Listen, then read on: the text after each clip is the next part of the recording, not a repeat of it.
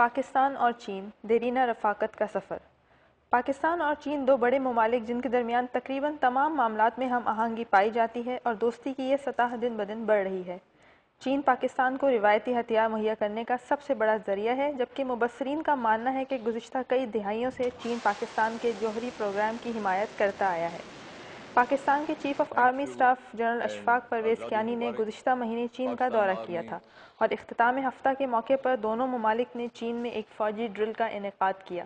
دونوں فریقوں کا کہنا تھا کہ اس ڈرل کا مقصد دہشت گرد حملوں کے جواب میں دونوں فریقین کی آپسی صلاحیتوں کو جلا بخشنا ہے۔ چین نے پنجاب کے علاقے چشمہ میں جوہری توانائی پیدا کرنے والے پروجیکٹ کے قیام میں پاکستان کی مدد کی ہے، جبکہ اسی مقام پر ایک اور ری ایکٹر تکمیل کے قریب ہے اور دو مزید منصوبے تعمیر کیے جانے پر غور کیا جا رہا ہے۔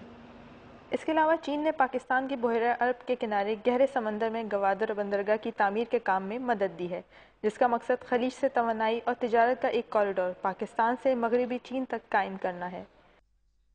اقتدار میں آتے ہی صدر زرداری نے یہ اعلان کیا تھا کہ وہ بہتر تعلقات استوار کرنے کے لیے ہر 3 مہینے بعد چین کا دورہ کریں گے، جبکہ صدر زرداری کا حالیہ دورہ جس میں وہ چین کے صدر ہو جن تاؤ اور وزیر اعظم وین جابو سے ملاقات کریں گے، تعلقات کو مزید بہتر بنانے میں اہم پیش رفت ثابت ہوگا۔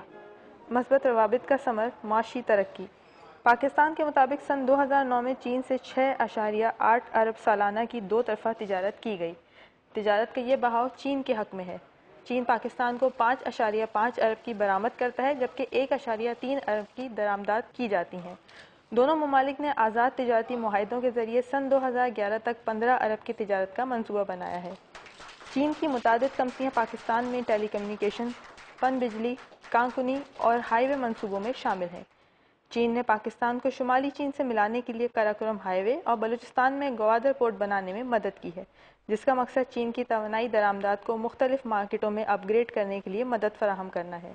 5 جولائی سن 2009 میں مسلم آئیگر اور ہان چین کے درمیان پرتشدد کارروائیاں ہوئیں، جن کے نتیجے میں 197 افراد ہلاک ہوئے۔ پاکستان نے ان حملوں کی مذمت کی، جبکہ چین کی جانب سے پاکستان کے اس اقدام کی تعریف کی گئی۔